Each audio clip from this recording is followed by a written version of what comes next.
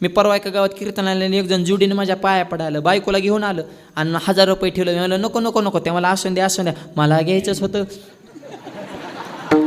आता लक्ष्मीला कोण नको म्हणत असतं वय ना, अचानक मिळालं होतं काय, त्याचं काय सोपं असतं का काय.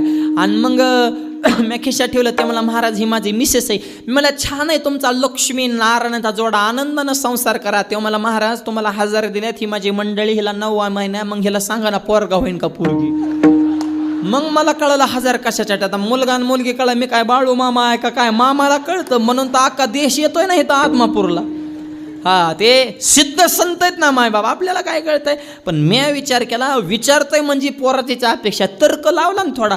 मी वेदन कोण सांगितलं 100% पोरगाच होणार. बाह्याच मागं सारल्या, पोरगा नाही झाल्या. मी म्हणलं पोरगी नक्की होणार. आता मुलगा होणार नाही तर मुलगी होणार, ह्याच्या पलीकडे काय होणार. काय भेदभाव करायचा मुलामध्ये. नीट ऐका, मुलगी जेवढी बापाची इज्जत जपते तेवढा पोरगा जपत नाही. लिहून घ्या.